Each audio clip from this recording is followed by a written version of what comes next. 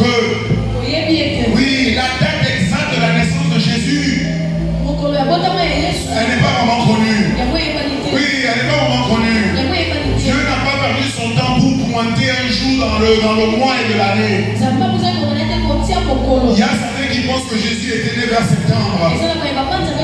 Oui, d'autres peuvent inventer une autre date. On s'en contrefiche. Ce qui est important, c'est qu'il était né. Alléluia. Par contre, Dieu a pris le soin de préciser la date exacte de sa mort. Parce que ce qui concerne Jésus, c'est sa mort qui est importante. Oui, nous sommes en décembre. Donc on va profiter. Oui, parce que tout le monde pense à Noël. Nous aussi on va entrer dans Noël. Mais avec le but d'évangéliser Jésus-Christ.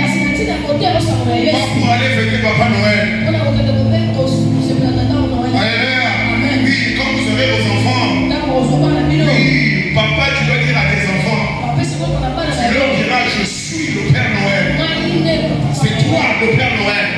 Oui, c'est toi qui leur amène les cadeaux. Et la raison pour laquelle tu lui donnes les cadeaux, c'est parce que Dieu, notre Père Céleste, lui nous a donné le plus grand cadeau qui puisse exister. Amen. C'est pas un blanc avec une grande barbe blanche. Non. C'est Dieu le Père des esprits. Alors en ce mois de décembre, oui, le titre pour ces 4 dimanches avant Noël. Et toi, Bethléem Ephrata. Alléluia. Amen. Michée chapitre 5 verset 1. Michée 5 verset 1. J'espère que le volume est bon. Ouais, parce que moi je ne sais pas lire. Michée chapitre 5 verset 1. Et toi Bethléem Ephrata, petite entre les milliers de villes de Juda, de toi la plus petite, sortira pour moi Dieu, celui qui dominera sur Israël, et dont l'origine remonte aux temps anciens, au jour de l'éternité. Alléluia. Père, nous te remercions pour ta parole. Au nom de Jésus-Christ, amen. Le Seigneur veut mettre un accent très fort et puissant sur l'alignement. Ouais, j'ai voulu trouver le mot en lingala, pourtant j'ai pas eu le temps. J'aurais dû t'envoyer ça. L'alignement de l'espace, du temps, des événements et de l'homme au dessein et au plan de Dieu. Alléluia.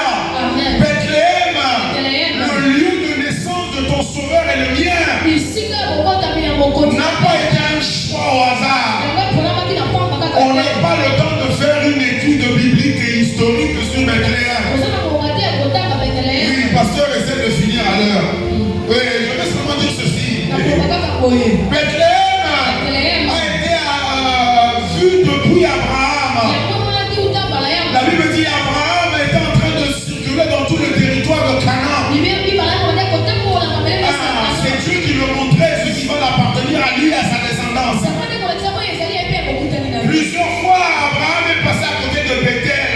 Oui, Bethel, c'est pas Bethléem. Mais c'est pas loin. La génération après, Isaac et Jacob. Quand Jacob finalement quitte son oncle là-bas, il rentre avec ses femmes, avec ses enfants.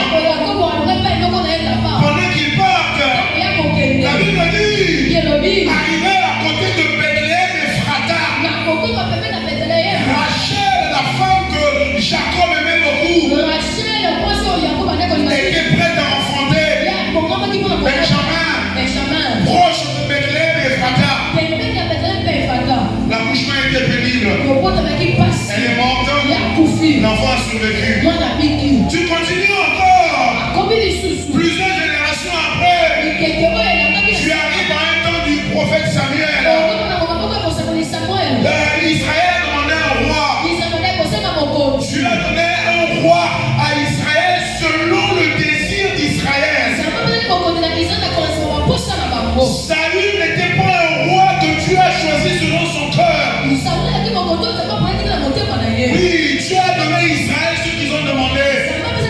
Saül a fait des bêtises.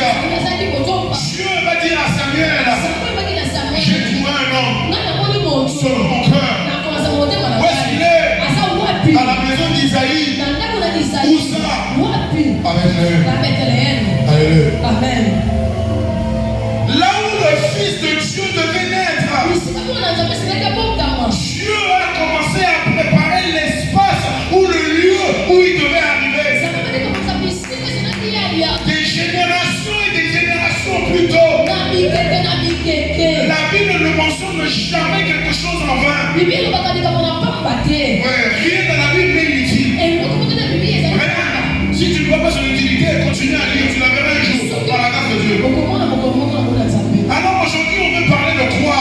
Et toi, Bethléem Ephrata, l'alignement de l'espace, du temps, des événements et de l'homme au plan de Dieu.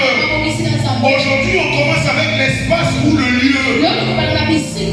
Le lieu ou l'espace spirituel, le lieu ou l'espace mental, le lieu ou l'espace physique. Alléluia. Amen. Dieu vient te faire comprendre que quand il a amené son fils, Jésus-Christ, avant que Jésus n'arrive, Dieu avait commencé à préparer Bethléem. On n'a pas le temps d'aller profondément dedans. Dieu a commencé longtemps avant. Qu'est-ce que ça veut dire? Genèse chapitre 12, verset 1 à 3.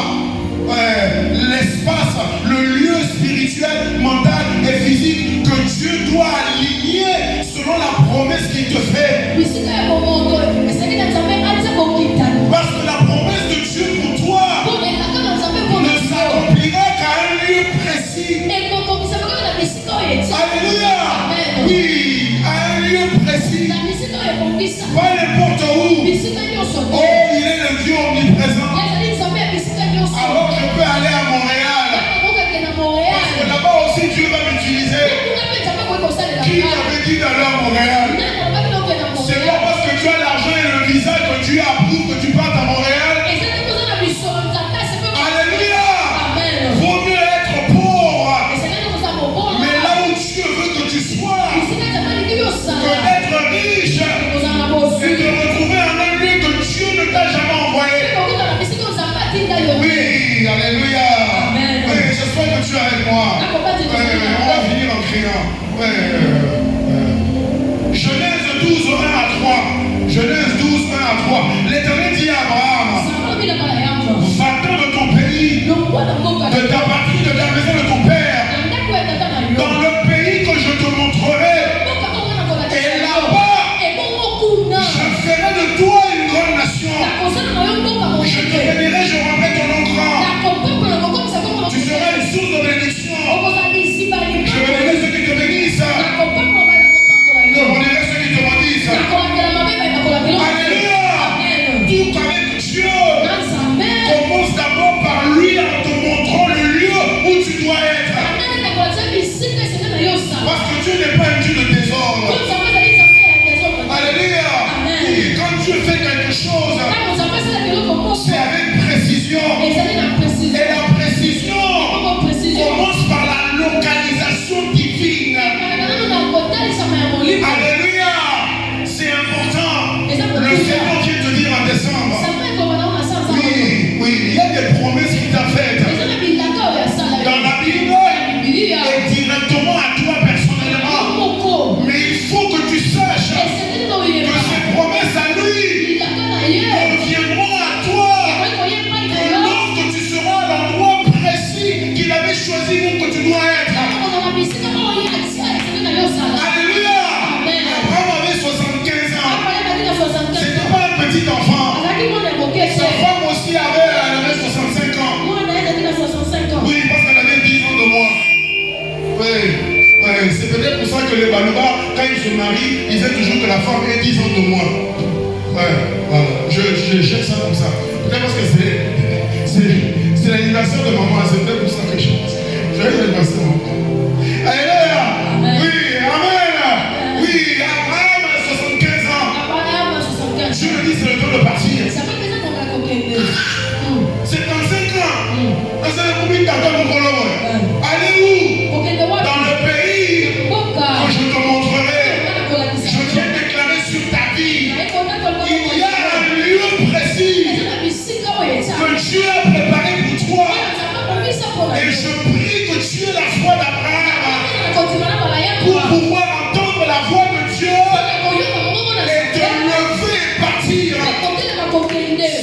spirituellement partir, mentalement partir, physiquement partir, parce que la bénédiction de l'Éternel ne se trouve pas partout. Alléluia. Amen. Alléluia. Amen. Alléluia. Amen. Le Seigneur a pensé à Abraham. Lorsque Abraham était satisfait de sa vie qu'il avait, Abraham savait qu'il n'a pas d'enfant. Oui, il avait dit que je n'aurai pas d'enfant. Le frère d'Abraham est mort. Il a laissé son fils Lot. Lorsque maintenant Dieu vient parler à Abraham de partir, Abraham s'est dit, oui, c'est pas écrit dans la Bible, mais si tu raisonnes bibliquement, tu saurais ce qu'il a dit. Abraham s'est dit, je n'aurai pas d'enfant. Donc je vais prendre le fils de mon frère et je vais partir avec lui. Parce que Dieu a dit à Abraham, quitte ta maison, la maison de ton père, ta famille, ta patrie, ça veut dire l'autre et tous les autres. Abraham s'est dit, si je m'en seul avec Sarah, je n'aurai pas de famille. Je dois prendre l'autre avec moi. Je viens prier pour toi ce matin. Le lieu où Dieu doit t'amener, que tu ne sois pas contrôlé par les sentiments. Alléluia. Parce que quand Dieu vient te promettre, il vient te promettre à toi. Il vient te parler à toi. Malgré ton amour pour tout le monde, tu ne peux pas amener tout le monde avec toi. Alléluia. Abraham a pris l'autre. Ils sont partis. Et on sait qu'ils ont eu beaucoup de problèmes. Beaucoup de problèmes. Mais que Dieu t'épargne de toutes ces personnes, amis ou amis, qui ont lieu d'être une bénédiction pour toi, qui deviennent un fardeau pour toi. Au nom puissant de Jésus-Christ, je prends l'épée de l'esprit et je coupe tous ces liens-là. Tu ne peux pas les amener avec toi parce que ta foi est un peu suffisante pour toi-même. Tu ne peux pas porter les autres avec la foi que tu as pour toi. Alléluia.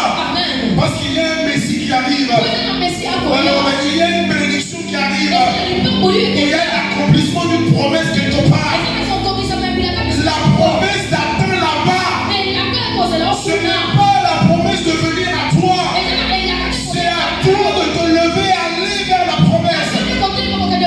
Physiquement, intellectuellement, spirituellement. Alléluia. Alléluia. Alléluia. Dieu a dit à Abraham, va dans le pays et je ferai de toi une grande nation. Je te bénirai. Je rendrai ton nom grand. Oh, ça c'est le genre de promesse qu'on aime entendre. Quand Dieu vient te parler, il dit, mon fils, ma fille, regarde ce que je vais faire avec toi. Je te rendrai l'homme le plus intelligent dans ce pays. Je te donnerai un bon mariage, un bon travail, des entreprises. Oh, là l'esprit descend encore, tu commences à bouger, tu sens l'esprit. Alléluia. Mais il y a d'autres instructions aussi qui vont toujours t'amener au même point final. Mais son parcours sera différent de celui d'Abraham. Abraham, on a dit de quitter la famille de son père afin d'aller trouver la bénédiction là-bas. 1er roi 17, 8 à 9. 1er roi 17, 8 à 9. Alors la parole de l'Éternel lui fut adressée en ces mots. Lève-toi, va à Sarepta, qui appartient à Sidon. Tyr et Sidon, qui ne fait pas partie d'Israël. Dieu parle au prophète d'Israël là. Il le dit, va dans une ville qui n'est pas d'Israël. Et demeure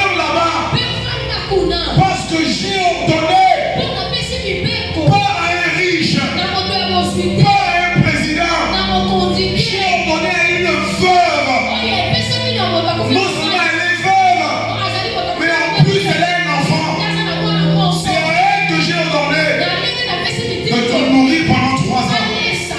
Alléluia. Oui, le Seigneur viendra aussi te parler pour te dire, il y a un endroit où je dois faire quelque chose. Tu dois aller là-bas. Mais attention, là où tu pars là, les gens n'ont même rien pour eux. Alléluia.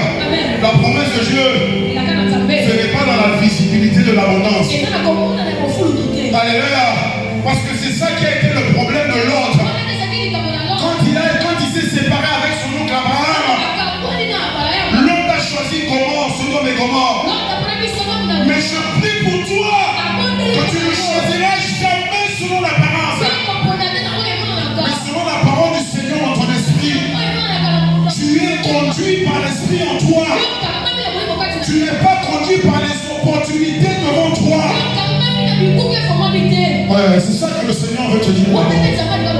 Alléluia.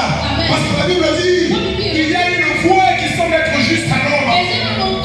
Oui, mais sa fin, sa destination, c'est le séjour de mort. Je prie que tu ne le prendras jamais. Je prie que tu n'emprunteras jamais cette voie. Même lorsqu'on t'attire, même lorsqu'on te propose des choses, l'esprit en toi te dira ne va pas là-bas. Et tu auras la soumission du corps pour obéir. Tu as dit au prophète, tu as déclaré la famine. Oui, et j'accomplis ta parole. Mais maintenant, c'est pas le roi Akab qui va te nourrir. Non, c'est le roi vers une veuve qui n'est même pas israélite. Va chez elle. Et c'est elle qui te nourrira pendant les 3 années. Je suis déclaré sur ta vie que là où Dieu t'amène, ça semble être rien aux yeux des hommes. Mais c'est à travers ça qu'il fera des choses grandes pendant plus de 3 ans. Alléluia. Ne méprisez pas les frères de commencement. Ouais. Je sais qu'ici dans l'église, nous avons tous des niveaux de connaissances différents. Des fois, je vois certaines personnes. Je regarde tout le monde en même temps. Vous ne savez pas de qui je parle. C'est normal dans l'église. Différents niveaux de connaissances. Il y a certains quand je parle, ça passe un peu à côté. Reste ici. Je ne peux pas aller là où toi tu es. Mais je dois t'amener là où Dieu veut que tu sois. Parce que malgré l'amour que je peux avoir pour toi, si moi je descends là-bas, je n'ai pas la force de te remonter. Alléluia. Dieu a dit au prophète, va chez la veuve. Dieu te donnera des instructions en ce mois de décembre, au mois de janvier, pour que tu te lèves spirituellement, physiquement, mentalement, et que tu partes quelque part qui te semble être un lieu de ruine, de pauvreté totale. Mais c'est là-bas, comme pour Bethléem, la plus petite. La plus petite. Ouais, j'ai dit Dieu a mentionné Bethléem. Mais avant même de mentionner Bethléem, Dieu avait mentionné Judas. Ouais, Judas qui est la tribu. Oui, dans laquelle la ville de Bethléem se trouve.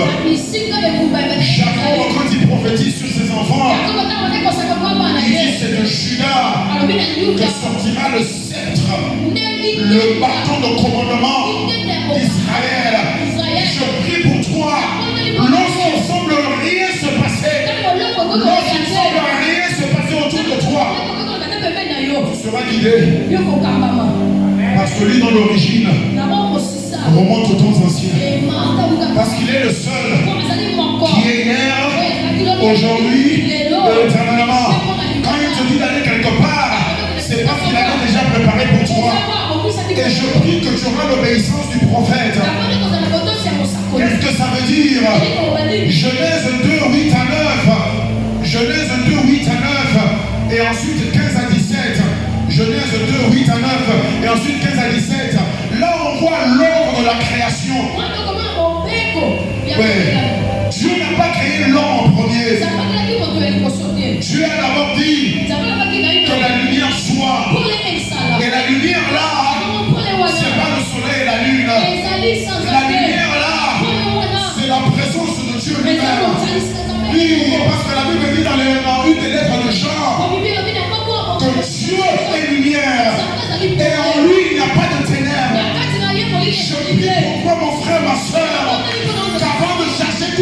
chose. C'est d'abord la lumière de la parole de Dieu que tu mettras dans ta vie. Alléluia. Avant de prendre le travail, avant de te marier, avant d'aller quelque part, tu diras dans ta vie et dans ta famille que la lumière soit. Que Dieu se manifeste ici. Afin que je puisse voir à qui c'est Dieu devant moi.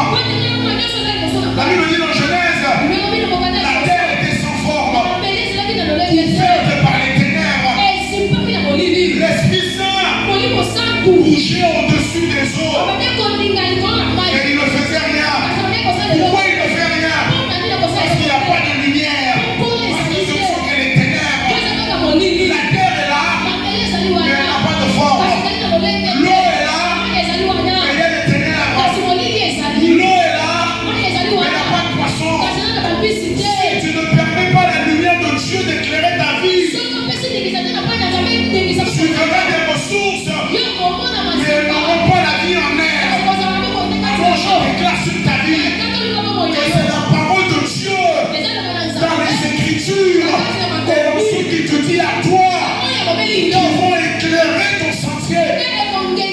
Tu verras où aller par la lumière de sa parole qui illumine ta voie. Alléluia. Dieu a dit que la lumière soit. Je déclare sur ta vie que la lumière de Dieu soit. Que la parole de Dieu soit. Ce que l'homme ne peut pas voir. Par la lumière de la parole de Dieu. Que les yeux de ton cœur soient illuminés. Que tu vois ce que tes parents n'ont pas vu. Que tu vois ce que les chefs ne peuvent pas voir. À cause de la parole de Dieu. La Bible dit dans l'Hébreu, la parole est vivante et puissante. Plus tranchante qu'une épée à double tranchant. Qui va jusqu'à diviser esprit et âme. Moelle et jointure. Et qui discerne les motivations du cœur. La lumière de Dieu dans ta vie, en ce mois de décembre 2024, va aller diviser ceux qui semblent être un. Pour te montrer les secrets cachés qui sont devant tous les yeux des hommes.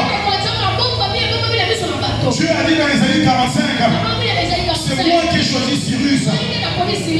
C'est moi qui l'ai rendu fort. Je vais le faire découvrir les richesses cachées dans les ténèbres. Au nom puissant de Jésus-Christ. Oh, là où il y a des ténèbres, là où il y a la vie secrète, là où le diable et les hommes essayent de cacher ce qui t'est destiné. À cause de la parole de Dieu dans ton cœur, tes yeux sont illuminés. Tu verras ce que les hommes ne voient pas. Avec le prophète, il est attaqué par les Assyriens, je crois. Son serviteur qui ne voit pas commence à paniquer. Quand les autres paniqueront, toi tu auras la paix dans le cœur. Parce que tu verras ceux qui sont avec toi. Parce que tu verras ce que Dieu a pour toi. Parce que tu sauras ce que Dieu réserve pour toi. Et non pas à cause des autres qui disent qu'ils vont t'accompagner. L'autre pensait qu'il était indispensable à Abraham. Pendant que Abraham partait avec l'autre, Dieu s'était retenu. Il s'est retenu. Quand tu lis la Bible, Genèse 14, 15, 16, 17, 18.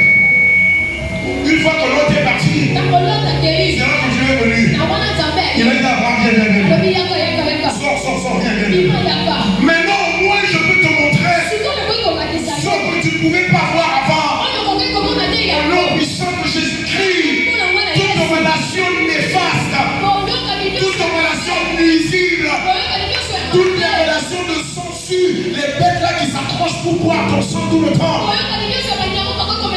qui viennent pour couler toute ton énergie, je les détruis au nom de Jésus-Christ. Je te sépare de ces personnes-là.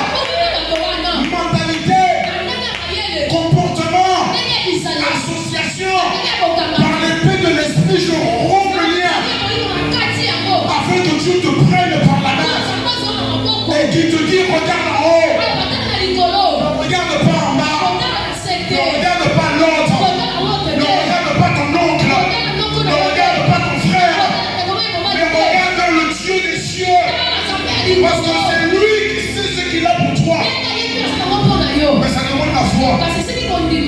Dieu dit à Abraham, tu vois les étoiles?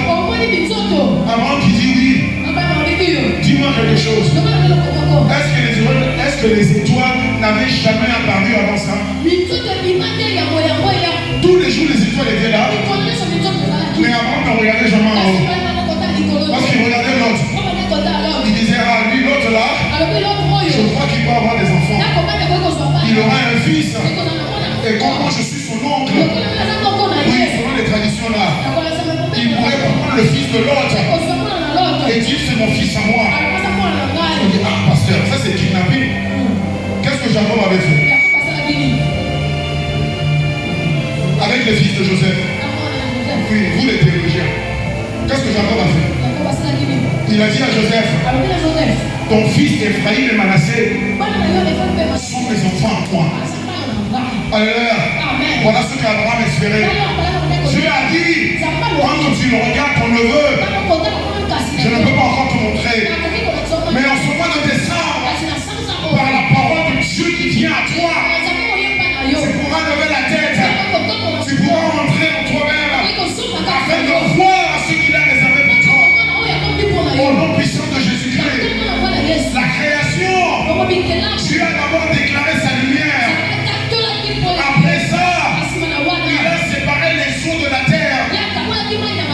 Après ça, il a dit que la terre commence à fournir, qu'elle commence à produire, que la mer produise. Après ça, avant même qu'ils disent qu'il y ait les arbres et tout ça là, Dieu a d'abord créé le soleil et la lune.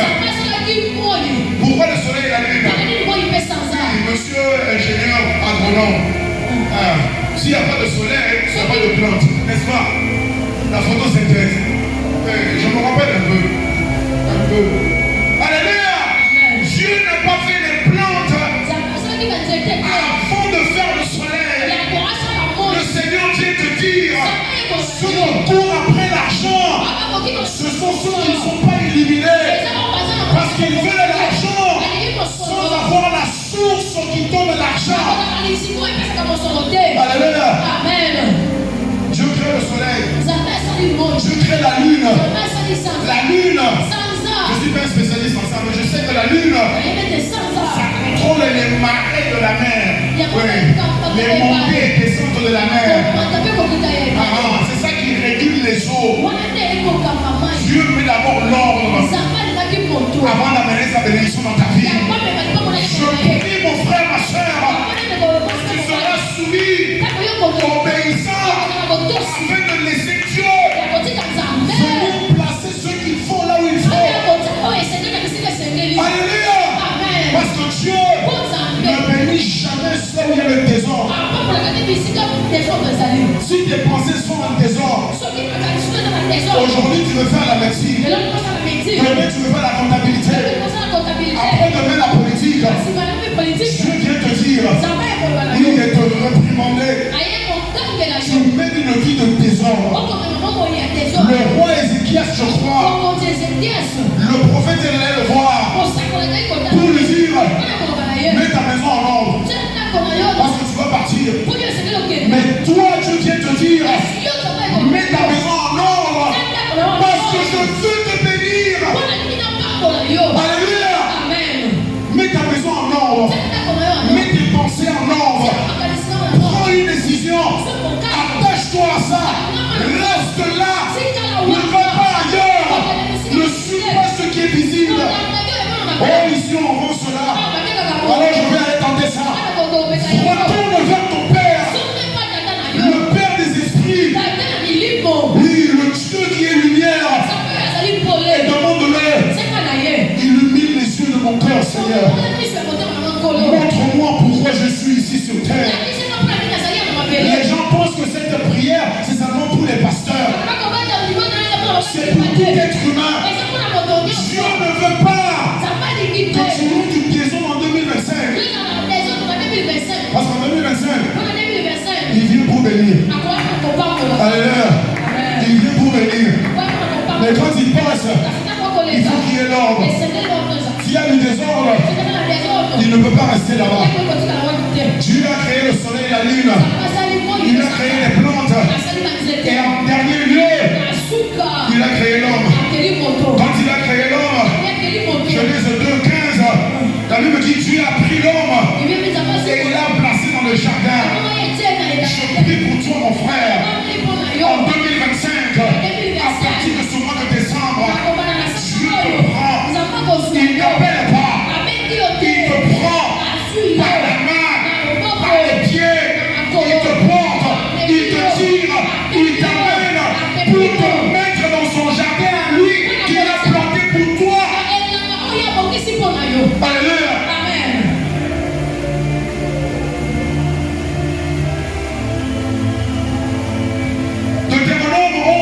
10 à 12.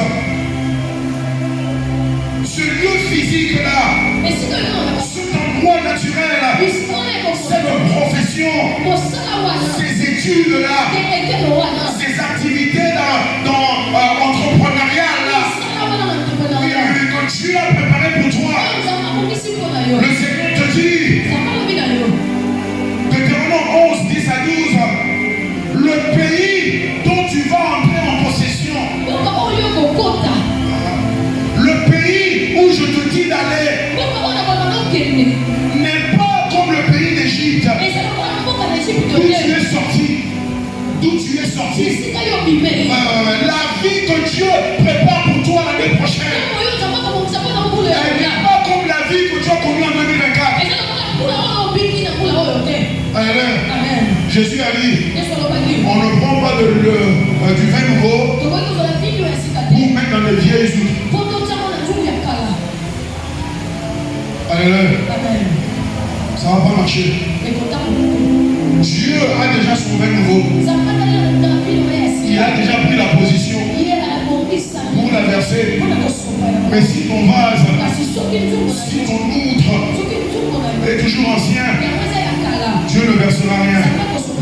Mais reçois la grâce aujourd'hui d'être renouvelé dans ton homme intérieur, d'être renouvelé dans ton intelligence, dans ton comportement, dans ton caractère, dans tes habitudes, être renouvelé afin de recevoir ce que lui a déjà préparé pour toi.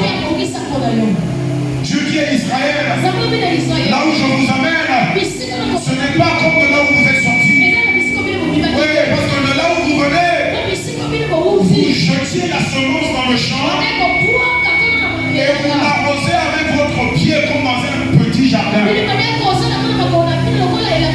le pays où Dieu t'amène, le pays que Dieu veut te faire posséder, c'est un pays de montagne et de vallée.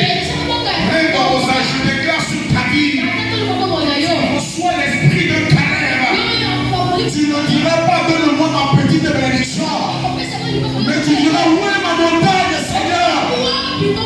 Alléluia. C'est pas les petits là à quoi Dieu t'appelle. Mais il ne faut pas que tu aies la mentalité d'une sauterelle. Sinon c'est ton propre héritage qui va te faire peur. Mais que cela ne t'arrive pas. Prends courage. Comme Dieu l'a dit à Josué. Ne t'ai-je pas dit, fortifie-toi. Prends courage. En 2025, c'est pas une petite ville que j'ai pour toi. C'est les montagnes de Sion, les montagnes des rois, les montagnes de Sinaï. Voilà ce que Dieu a pour toi.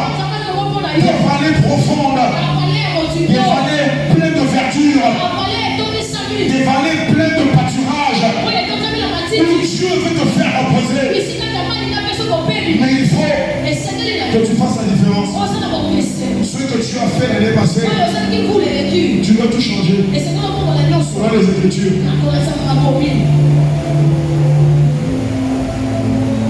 Dieu dit à Israël, le pays où je t'amène, c'est un pays qui boit l'eau du ciel, l'eau de la pluie. Donc si tu pars là-bas avec ton petit vase que tu avais eu en 2024, tu seras inondé. Le Seigneur vient te dire, élargis l'espace de ta tente, élargis l'espace de tes pensées. Si tu avais lu 4 livres en 2024, en 2025 va lire 400. Oui, mon pasteur où j'étais avant, lui il lit minimum 1 livre par semaine. Des fois il va même jusqu'à 3 livres par semaine. 3, pas nos petits livres qu'on a au Congo ici de 25 pages. Non, livre de 450 pages, écrit en tout petit comme ça. Alléluia. Moi j'arrive à presque 2 livres le mois. C'est pas facile. Surtout ici au Congo. Avec tout le bruit qu'il y a partout.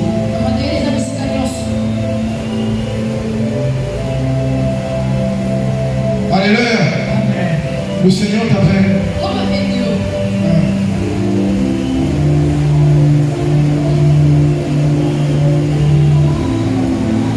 Le Seigneur t'appelle. Il y a un endroit qui t'attend. Alléluia. Dieu n'est pas un Dieu statique. Il est assis au ciel sur son trône. Mais ici sur terre, c'est ton berger. Il te conduit. La vie avec Dieu, c'est une marche. Oui, nous marchons selon la foi. Nous marchons selon l'esprit. Alléluia. C'est marcher. Marcher, c'est progresser. Marcher, c'est grandir. Marcher, c'est se développer.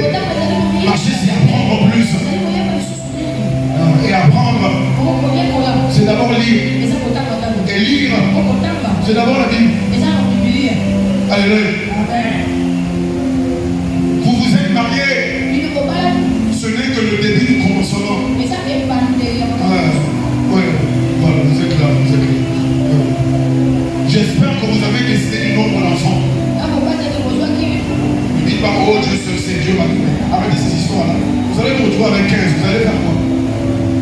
Vous avez des jumeaux, des triplés, des jumeaux, des triplés, des jumeaux. Après, vous faites quoi?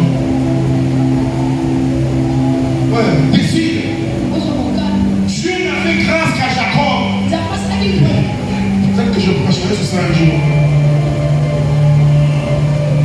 Jacob a envoyé les enfants comme on envoie quelqu'un à l'acheter du pain.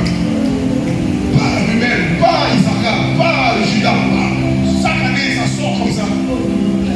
Oui, parce que Jacob devait construire une nation par laquelle le Christ devait venir. Dieu ne t'a pas appelé Jacob. Déjà, tu n'as qu'une seule femme. Jacob, c'était la compétition. Léa et Rachel. Oui, quand Léa donne ici, Rachel se plaint là-bas. Jacob qui dit à Rachel, moi je ne suis pas Dieu. Qu'est-ce que tu veux que je fasse? Alléluia. Ouais. Oui, en vous disant, je dis à tout le monde. Ouais, décidez combien. Et dites merci à Dieu. Voici le nombre que nous voulons. Ouais, par la prière, écrivez leur nom. Ouais. Faites le nom pour un garçon ou une fille. Ne dites pas, oh Dieu, je veux un garçon. Non, c'est Dieu qui décide, garçon ou fille. C'est pas toi. Tu peux avoir un désir, mais reçois ce que Dieu te donne. Parce que Dieu veut que tu te prépares. Il ne faut pas que l'avenir qu'il a pour toi arrive un jour et te trouve en désordre. Mais je prie, ce ne sera pas ton cas. Au nom puissant de Jésus-Christ, 2025 n'est pas une année de désordre. C'est une année d'ordre. Dans Joël, quand la Bible parle de la bénédiction financière, quand la Bible parle lorsque Dieu va répandre son esprit sur toute chair, avant ça, il y a un chapitre des versets qui parle de l'ombre dans l'armée de Dieu. Ça dit tout le monde marche à sa place. Personne ne quitte son rang. Je prie pour toi que tu marcheras dans le couloir que Dieu a établi pour toi. Ton esprit, ton âme et ton corps seront toujours parfaitement dans le lieu et dans la volonté de ton Dieu et de ton Père. Alléluia. Pas de désordre. Parce que Dieu est prêt à verser son vin. Il est déjà en position. Il est déjà en position. On a assez attendu. On a assez prié. Il y a un frère à moi qui m'a envoyé un message. Lui, Dieu lui dit, ça m'a quand je me sens un peu découragé. Allez, bah, on voit le truc. Dieu est prêt à faire quelque chose de bien. Parce qu'il a passé les 2 années passées à t'aider à remettre l'ordre dans ta maison, l'ordre dans tes pensées, l'ordre dans tes paroles, l'ordre dans ton comportement. C'est pour ça que quand le pasteur te parle, il te demande où est-ce que tu étais, qu'est-ce que tu faisais, qu'est-ce que tu fais maintenant, qu'est-ce que tu veux faire demain. Parce que si tu ne sais pas où aller, en te baladant comme ça à gauche et droite, tu agis dans l'esprit de Lucifer. Lucifer. C'est à Lucifer que Dieu a demandé dans le livre de Job. Lucifer, tu viens d'où?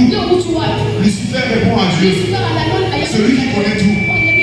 Il dit à Dieu, j'étais ici, j'étais là-bas, j'étais partout. Ça ne sera pas ton cas. Ça ne sera pas ton cas. Qu'est-ce que tu fais maintenant? Oh, la zone de Kaoul. Non, t'as des hauts, non, mais comme ça, le diable est mon Dieu. Oui, Dieu t'ouvre les yeux et il te montre ce que tu dois faire. Et tu iras et tu ne feras que ça et rien d'autre. Alléluia. Amen. Parce que je l'ai dit peut-être une ou deux fois. Ouais, mais j'ai des options. Même en Russie, j'ai des options. Oui, je pensais que je m'étais désinscrit de l'ambassade du Royaume-Uni à Kinshasa, mais je n'avais pas fait ça. Ils m'ont envoyé une annonce pour dire il y a un boulot là-bas. Ah, je suis allé vérifier.